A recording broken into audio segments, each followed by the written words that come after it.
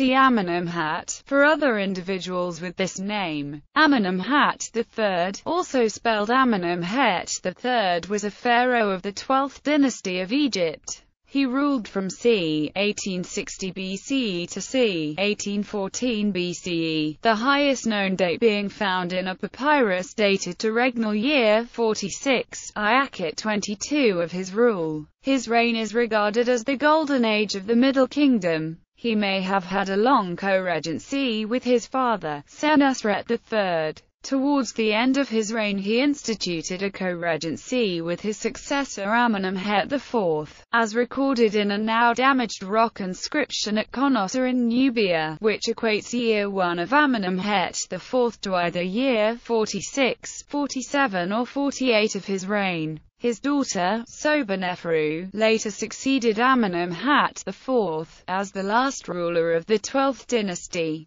Amenemhat III's throne name, Ninmata, means belonging to the justice of Re, his pyramids. He built his first pyramid at Dashur, but there were construction problems and it was abandoned. Around year 15 of his reign the king decided to build a new pyramid at Huara, near the Fayum. The pyramid at Dashur was used as burial ground for several royal women. The mortuary temple attached to the Huara pyramid and may have been known to Herodotus and Diodorus Siculus as the Labyrinth. Strabo praised it as a wonder of the world. The king's pyramid at Huara contained some of the most complex security features of any found in Egypt and is perhaps the only one to come close to the sort of tricks Hollywood associates with such structures. Nevertheless, the king's burial was robbed in antiquity. His daughter or sister, Neferupta, was buried in a separate pyramid 2 kilometers southwest of the king's.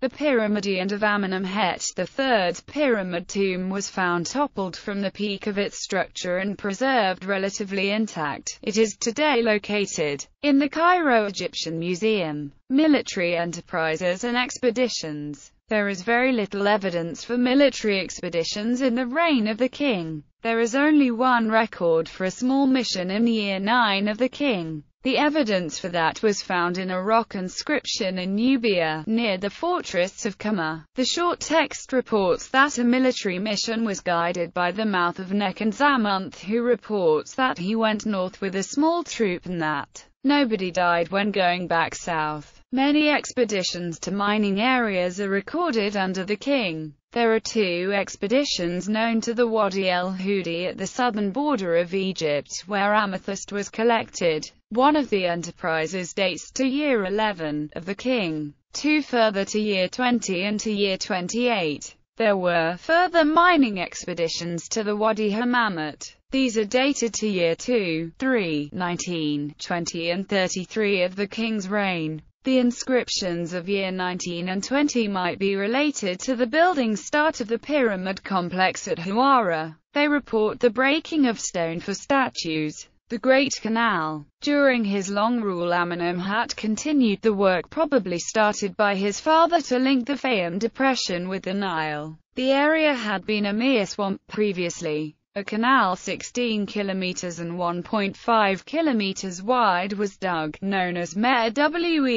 It is now known as Bar Youssef. The banks for the central deep side were at a slope of 1/10, to allow the use of non-cohesive soil and rock fill. A dam called Ruar ran east-west and the canal was inclined towards the Fayum depression at the slope of 0.01 degrees. The resultant Lake Morish was able to store 13 billion cubic meters of flood water each year. This immense work of civil engineering was eventually finished by his son Amenemhat IV and brought prosperity to Fayum. The area became a breadbasket for the country and continued to be used until 230 BC when the Lahun branch of the Nile silted up. The Vizier Kutai held this office around year 29 of King Amenemhat III's reign. The Rhind mathematical papyrus is thought to have been originally composed during Amenemhat's time. The monuments of Amenemhat III are fairly numerous and of excellent quality.